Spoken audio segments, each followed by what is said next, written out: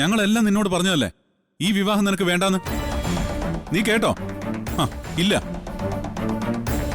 അപ്പൊ അതുകൊണ്ടുണ്ടായ പ്രശ്നങ്ങള് നീ തന്നെ അനുഭവിക്കണം. ലോകത്ത് ആദ്യമായി മുടങ്ങിയ വിവാഹമൊന്നും അല്ലല്ലോ നിന്റേത്. ഈ വീട്ടില് മുൻപും അങ്ങനെയൊക്കെ സംഭവിച്ചിട്ടുണ്ട്. ദേ നിൽക്കുന്നു അനഘ. അവൾക്കന്നില്ലാത്ത എന്തു കുഴപ്പമാ നിനക്ക് ഇന്നിവിടെ? നിങ്ങൾ തമ്മിൽ വ്യത്യാസമുള്ളത് അനഘ സ്നേഹിച്ചത് സന്ദീപിനെയും നീ സ്നേഹിച്ചത് ലോകത്തിലെ ഏറ്റവും വലിയ ഫ്രോഡിനെയും. നിന്റെ മുമ്പിൽ വെച്ചല്ലേ അവനെല്ലാം സമ്മതിച്ചത്. എല്ലാം മുന്നിൽ കണ്ടിട്ടും നീ എന്തിനാ അവന്റെ അടുത്തേക്ക് പോയത്? അതെനിക്കറിയണം. നിങ്ങൾ സ്നേഹിച്ചിരുന്നു, അത് ഞാൻ സമ്മതിക്കാൻ ചെയ്യുന്നു. പക്ഷെ അവൻ ആരാണെന്നും എന്താണെന്നും തിരിച്ചറിഞ്ഞതോടെ നീ അവനെ ഉപേക്ഷിച്ചതുമാണ്. ആര് പറഞ്ഞു ഞാൻ ധനുഷിനെ ഉപേക്ഷിച്ചു? സച്ചേട്ടനോട് ആരാ പറഞ്ഞ്? നിങ്ങൾക്ക് അവൻ ക്രിമിനലും ഫ്രോഡും ഒക്കെ ആയിരിക്കും. പക്ഷേ എനിക്കവൻ ഞാൻ സ്നേഹിച്ച, ഞാൻ വിവാഹം കഴിക്കാൻ ആഗ്രഹിച്ച എന്റെ ധനുഷ് തന്നെയാ.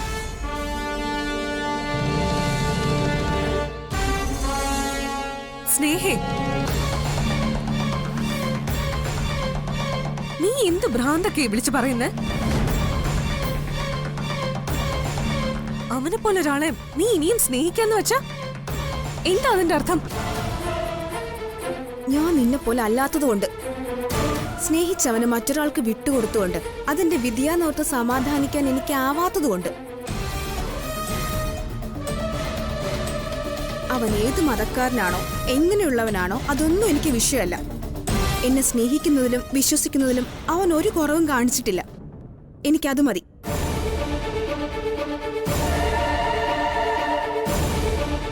നിങ്ങൾ എല്ലാവരും എന്തറിഞ്ഞിട്ടാ ഇപ്പോഴും ധനുഷിന് ക്രിമിനൽ എന്ന് വിളിക്കുന്നേ? അവൻ കുറ്റം ചെയ്തോ ഇല്ലയോ എന്ന് തെളിയിക്കുന്നത് ഇവിടെ ആരുടെയും മുന്നിലല്ല, കോടതിയില. അതവൻ തെളിയിച്ചോളൂ. ഞങ്ങൾ തമ്മിൽ ഒന്നാവരുതെന്നുള്ള നിങ്ങളുടെ വാശിയൊക്കെ ഒന്ന് മാറ്റിയാ മതി. മതി.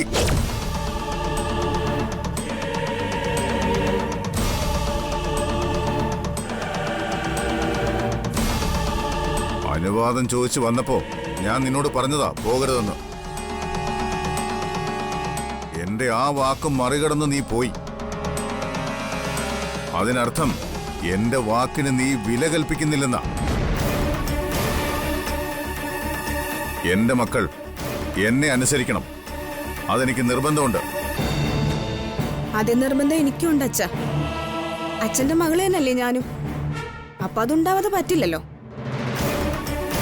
ധനുഷനോട് പറഞ്ഞു ഇതിന്റെ എല്ലാം പുറകില് നിങ്ങൾ ഒറ്റ ഒരുത്തിയാണെന്ന്.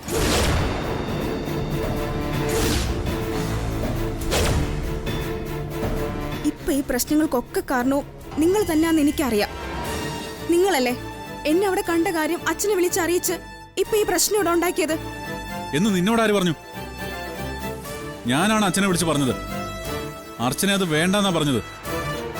നീ ഓരോന്ന് തെറ്റിദ്ധരിച്ചിരിക്കുകയാണ് സ്നേഹേ. അതെ, തെറ്റിദ്ധാരണ തന്നെയായിരുന്നു. എന്റെ ഇടത്തെക്കുറിച്ച് എന്റെ മനസ്സിലുണ്ടാകുന്നത് എല്ലാം തെറ്റിദ്ധാരണ തന്നെയായിരുന്നു എന്ന് മനസ്സിലാക്കിയിട്ടാ ഞാനിപ്പോ വരുന്നത്. ഇനിയിപ്പോ അവസാനം അച്ഛനോ ഏട്ടനോ എന്നെ പിടിച്ച് തല്ലുമായിരിക്കും. തല്ലിയാലും ശരി, കൊന്നാലും ശരി, ഒരു കാര്യം ഞാൻ എല്ലാവരോടായിട്ട് പറയുക. ഞാൻ ആരെയും വിവാഹം കഴിക്കുവാണെങ്കിൽ അത് ധനുഷിന് മാത്രമായിരിക്കും. ഇതെന്റെ ഉറച്ച തീരുമാനമാ. അത് ചോദ്യം ചെയ്യാനോ മാറ്റാനോ ആരും ശ്രമിക്കണ്ട. ആരും. മോളെ മോളെ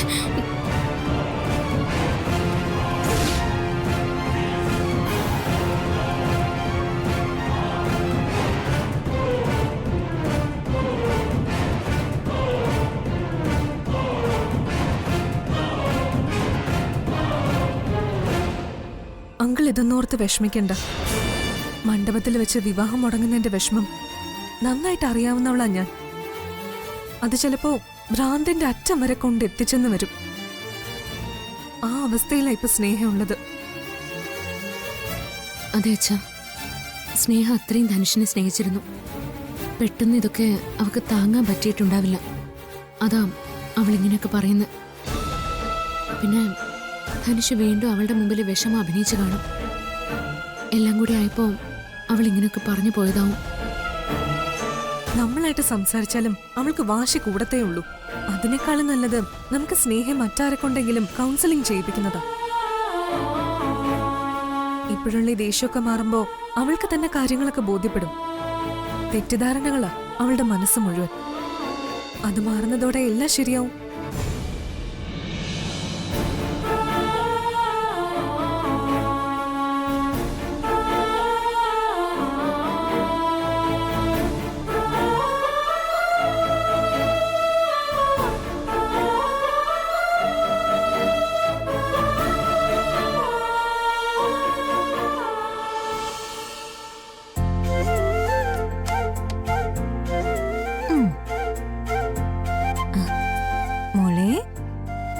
ഇനി കരി വരയ്ക്കണം, പൊട്ടുകുത്തണം, എന്നിട്ട് പാല് കുടിച്ചോണ്ട് ഉറങ്ങണം. കേട്ടല്ലോ? അമ്മയ്ക്ക് കുറച്ചു ജോലിയും കൂടി ഉണ്ട്. മോൾ ഉറങ്ങുമ്പോഴേക്കും അമ്മ അതെല്ലാം തീർത്തിട്ട് വേഗം വരാം. കേട്ടോ? ആ എന്താ ശിവേട്ട? അല്ല, അർച്ചന കുഞ്ഞ് വരാൻ പറഞ്ഞിരുന്നു. എന്തോ സാധനങ്ങൾ വാങ്ങാനുണ്ടെന്ന് പറഞ്ഞു. ആണോ? ആ ചേച്ചി, അച്ചു ചേച്ചി, ചേച്ചി മുകളിലാണെന്ന് തോന്നുന്നു. ഞാൻ വിളിക്കാം. അതുവരെ മോൾ എന്ന് നോയിക്കോണേ ശിവേട്ട. അതിനെന്താ, ഞാൻ നോക്കിക്കോളാം. മോള് പോയിട്ടോ. ദേ അമ്മ ഇപ്പൊ വരാട്ടോ. അതുവരെ ശിവമാവനോടൊപ്പം ഇരിക്കണം. കരയാതെ നല്ല കുഞ്ഞായിരിക്കണം. കേട്ടോ?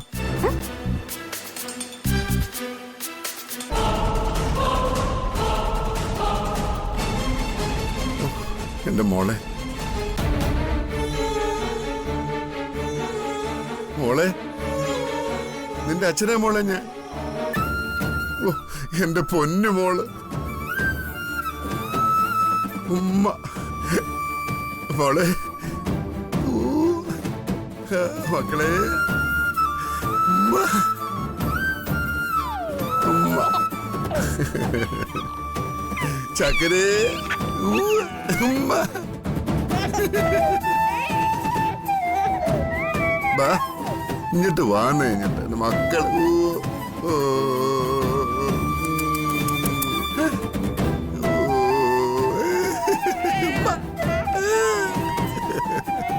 എന്റെ കുഞ്ഞുമ്മ, ഉമ്മ ഉമ്മ ഉമ്മ. ചക്കര ഉമ്മ.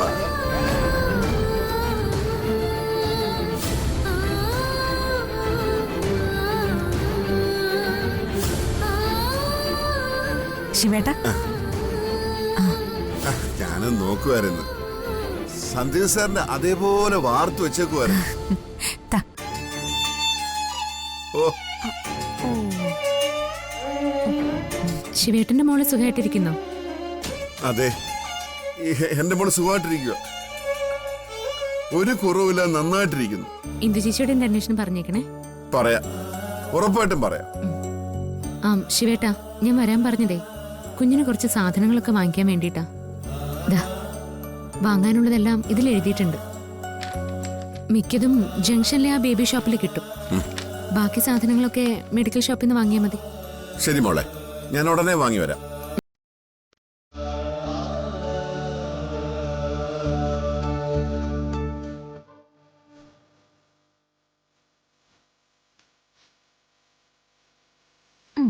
നമുക്ക് കണ്ടെഴുതാം. നീ മോളെ ഇങ്ങത്താ, അവക്ക് ഞാൻ കണ്ണെഴുതി കൊടുക്കാം. ഓ ഓ ഓ ഓ, ഇല്ല ഇല്ല, എന്നെ കരയണ്ട ബാബേ. ഓ, എന്താണ്, എന്തിനാ കരയണേ? ഓ ഓ ഓ ഓ ഓ ഓ, എന്താണ്? ഓ, ഇല്ല ഇല്ല ഇല്ല. ഓ ഓ ഓ ഓ, നീ ഇവക്ക് പേരൊക്കെ കണ്ടുവച്ചിട്ടുണ്ടോ? അതിര് പേരൊക്കെ ഞങ്ങൾ കണ്ടുപിടിച്ചോളാം. ആ, ഞാൻ കരുതി ഇതിനോടകം നിങ്ങൾ പേരൊക്കെ കണ്ടുവച്ച് കാണുമെന്ന്. ഓ ഓ ഓ, എന്താണ്? എന്തായാലും ഞാനൊരു ഉഗ്രം പേര് കണ്ടുവച്ചിട്ടുണ്ട്. പറയട്ടെ? വേണ്ട. ഓ, പറയുന്ന പോലെ പേരുകൾ ചടങ്ങുള്ളതല്ലേ, അന്ന് കാതില് പറഞ്ഞാൽ മതിയല്ലോ അല്ലേ? ഓ, ചേച്ചി ഇനി അതിനും കൂടി ബുദ്ധിമുട്ടുണ്ടെന്നില്ല കേട്ടോ. അച്ഛനും അമ്മയായ ഞങ്ങള് തന്നെ മോക്ക് പേരിട്ടോളാം. നല്ല അടിപൊളി പേരായിരിക്കണം. പിന്നെ വീട്ടിൽ വിളിക്കാൻ ഒരു കുഞ്ഞു പേരും. അങ്ങനെ 2 പേര് വേണം. ആ, ഞാൻ വേറൊരു കാര്യം പറയാൻ മറന്നു. 2 ദിവസം കഴിഞ്ഞാലേ കുഞ്ഞിന് വാക്സിൻ എടുക്കാൻ കൊണ്ടുപോകേണ്ടതാ. ആദ്യത്തെ വാക്സിനാ. ഒരു കാരണവശാലും മുടക്കാൻ പാടില്ല. അതൊക്കെ എനിക്ക് ഓർമ്മയുണ്ട്.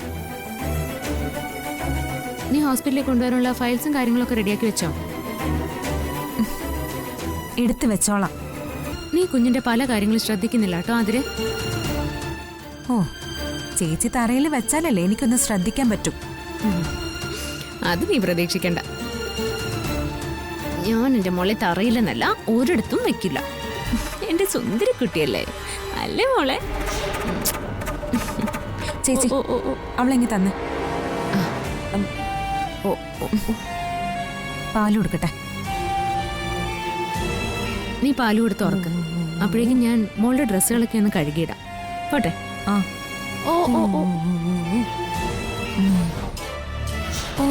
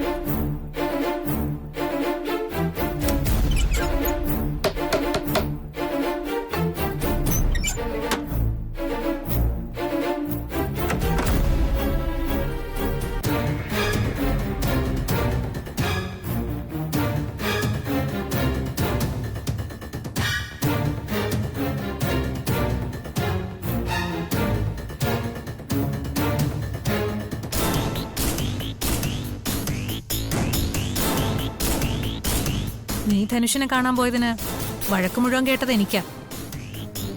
എന്റെ ശ്രദ്ധക്കുറവുകൊണ്ടാ നീ പോയതെന്നാ നന്ദേട്ടനും അച്ഛനും ഒക്കെ പറയുന്നേ. പിന്നെ ഈ കാര്യത്തിൽ ഞാൻ നിന്നെ കൂടുതൽ സപ്പോർട്ട് ചെയ്തു. എനിക്കൊരിടത്ത് പോവാൻ എന്തിനാ ഒരാളുടെ സപ്പോർട്ട്? എന്നെ എന്താ ഇവിടെ എല്ലാരും കൂടെ ചേർന്ന് പൂട്ടിയിട്ടിരിക്കുവാണോ? എനിക്ക് എവിടെയെങ്കിലും പോണമെങ്കിൽ എല്ലാവരുടെ അനുവാദം വാങ്ങിയിട്ട് മാത്രമേ പോകാൻ പാടുള്ളൂ എന്നുണ്ടോ? അങ്ങനെയൊന്നും അല്ലായിരുന്നല്ലോ മുൻപ്. ഇതിപ്പോ അർച്ചനായിട്ട് ഇതൊക്കെ ഉണ്ടാക്കിയതല്ലേ. എത്രയും പെട്ടെന്ന് നിന്നെ മറ്റൊരാളെ കൊണ്ട് വിവാഹം കഴിപ്പിക്കണമെന്ന് അർച്ചന അച്ഛനോട് പറയുന്നത് ഞാൻ കേട്ടതാ. ഉടനെ ഒരുത്തം വരും നിന്നെ പെണ്ണ് കാണാൻ. അതൊക്കെ ഇവിടെ ഉള്ളവരുടെ മനസ്സിലിരിക്കത്തേ ഉള്ളൂ.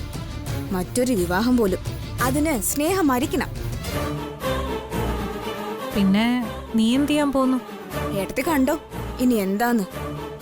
നീ ജയിലിൽ ചെന്ന് ധനുഷിനെ കണ്ടപ്പോ അവൻ എന്താ പറഞ്ഞത്?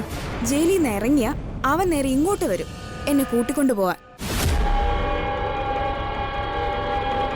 ഇവിടെ വന്ന് എല്ലാവരെയും കാര്യങ്ങൾ പറഞ്ഞ് മനസ്സിലാക്കി വീണ്ടും വിവാഹത്തിലേക്ക് കാര്യങ്ങൾ എത്തിക്കാന്നാ ധനുഷ് പറഞ്ഞു. അവന്റെ നിരപരാധിത്വം എല്ലാവരും തിരിച്ചറിയണം.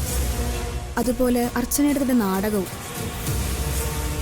എന്നിട്ട് പഴയ പോലെ എല്ലാവരുടെ അനുഗ്രഹം വാങ്ങിയിട്ട് വേണം ഞങ്ങളുടെ വിവാഹം. ആ, അതിന് ഇവിടെ ആരെങ്കിലും സമ്മതിക്കോ? ധനുഷ് മറ്റൊരു മതസ്ഥനാണെന്നുള്ളത് മറന്നാൽ തന്നെ അവനൊരു അനാഥനല്ലേ. അങ്ങനെയുള്ളപ്പോ ഇവിടെ ഉള്ളവര് സമ്മതിക്കുമെന്ന് എനിക്ക് തോന്നുന്നില്ല. അനാഥനായ എന്താ? അല്ലെങ്കിൽ തന്നെ ധനുഷ് എങ്ങനെ അനാഥനാവുന്നേ? അവന് ഞാനുണ്ടല്ലോ. ആരോരില്ലാത്ത ധനുഷിന് എല്ലാം എനിക്ക് പറ്റും. ആ വിശ്വാസം എനിക്കുള്ളിടത്തോളം കാലം ധനുഷ് അനാഥനാവില്ല.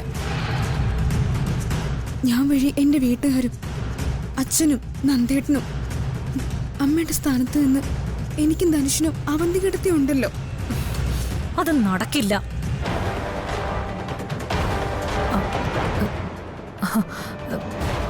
അർച്ചന ഇവിടെ ഉള്ളിടത്തോളം കാലം അവൾ അതിന് സമ്മതിക്കില്ല. ഞാനൊഴികെ ബാക്കി എല്ലാവരെയും അവള് നിനക്കെതിരാക്കും. സമ്മതിക്കാൻ സാധ്യതയുള്ളവരെയൊക്കെ അവള് പറഞ്ഞു മാറ്റുകയും ചെയ്യും. എനിക്ക് ഉറപ്പാ അത്. അപ്പോഴും അവന്തികേട്ടത്തി എന്റെയും ധനുഷിന്റെ ഒപ്പം ഉണ്ടാകുമല്ലോ, അത് മതി എനിക്ക് ധൈര്യത്തിന്. ഇവിടെയുള്ള ആളുകളെ പറഞ്ഞു മാറ്റാനല്ലേ അവർക്ക് കഴിയൂ. എനിക്ക് ധനുഷിനോടുള്ള സ്നേഹത്തെ നശിപ്പിക്കാൻ അവർക്ക് പറ്റില്ലല്ലോ. മറ്റാരെക്കാളും കൂടുതൽ അവനെ ഞാൻ സ്നേഹിക്കുന്നുണ്ട്. അവൻ തിരിച്ച് എന്നെയും. എടുത്തേക്ക് അറിയോ, ഞാൻ കാരണോ അവനിപ്പം ജയിലിൽ കിടക്കുന്നേ. വിവാഹ ദിവസം അവനോടൊപ്പം ഞാൻ നിന്നിരുന്നെങ്കിൽ ഈ അവസ്ഥ അവനുണ്ടാവില്ലായിരുന്നു. തെറ്റിദ്ധാരണയിൽപ്പെട്ട് ഞാനും അവനെ കുറ്റപ്പെടുത്തി. ഞാൻ അവനെ അടിച്ചു. എന്നിട്ടും ഞാൻ അവനിപ്പോ കണ്ടപ്പോ ഒരു പരാതി പോലും അവനോട് പറഞ്ഞില്ല. ഈ അവസ്ഥയിൽ അവൻ പറഞ്ഞത് മുഴുവൻ എന്നോടുള്ള ഇഷ്ടത്തെ പറ്റിയ. അങ്ങനെയുള്ളവനെ ഞാൻ എങ്ങനെ എടുത്തി വിട്ടുകളയുന്നേ? ചെറിയ വാശികളിൽ പോലും ഭയ പറയുകയും ദേഹത്ത് ആസിഡ് എടുത്ത് ഒഴിക്കുകയും ചെയ്യുന്ന ആളുകളുള്ള ഈ സമൂഹത്തില് ധനുഷ് ശരിക്കും എന്നെ അത്ഭുതപ്പെടുത്തുന്നുണ്ട്. അപ്പോ ഇനി അഥവാ ആരും വീണ്ടും ധനുഷിനെ വിശ്വസിക്കാൻ തയ്യാറായില്ലെങ്കിൽ, നിങ്ങളുടെ വിവാഹത്തിന് സമ്മതിച്ചില്ലെങ്കിൽ നീ എന്താ ചെയ്യാൻ പോന്നെ? പറഞ്ഞു മനസ്സിലാക്കാൻ മാക്സിമം ശ്രമിക്കും. എന്നിട്ട് എതിര് നിന്ന ഞാൻ അവനോടൊപ്പം ഇറങ്ങിപ്പോവും.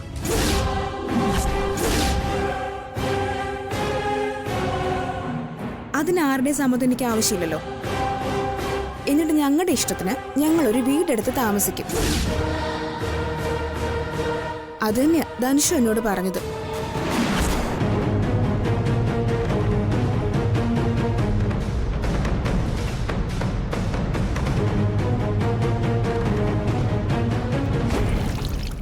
മോൾ ഉറങ്ങുവാണോ ഏട്ടത്തി?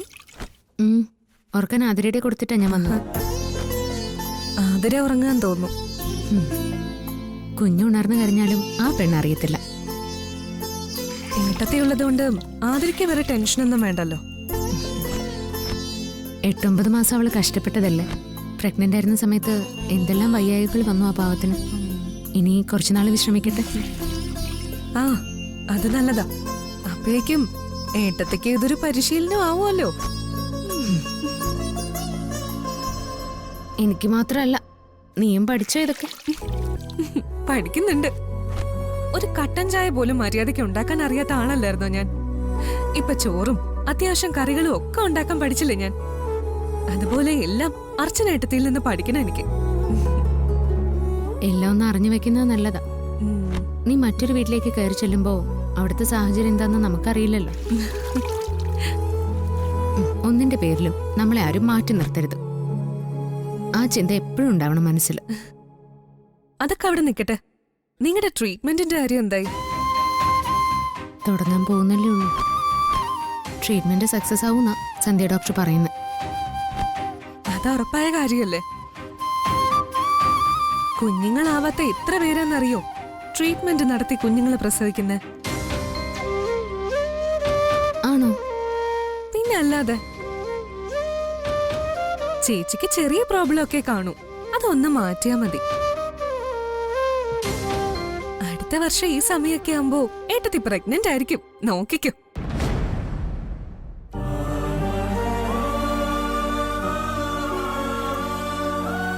സന്ദീപിന്റെ കുഞ്ഞും സച്ചേട്ടന്റെ കുഞ്ഞും എല്ലാം കൂടി ഇവിടെ ഒരു ബഹളമായിരിക്കും.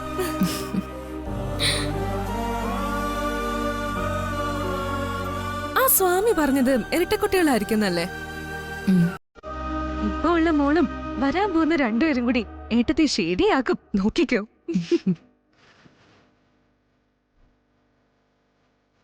ഒന്നിന്റെ അമ്മയല്ല, 3ന്റെ അമ്മയാവാനുള്ള പരിശീലനം ഇപ്പോഴേ തുടങ്ങിക്കും.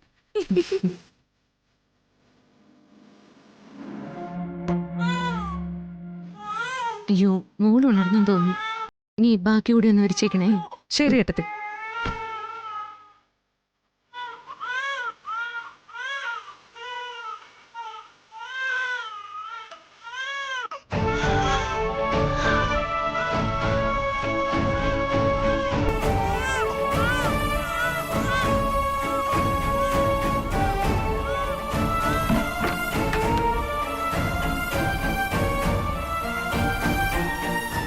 ആഹാ, സച്ചേട്ടൻ ഇവിടെ നിൽക്കായിരുന്നോ?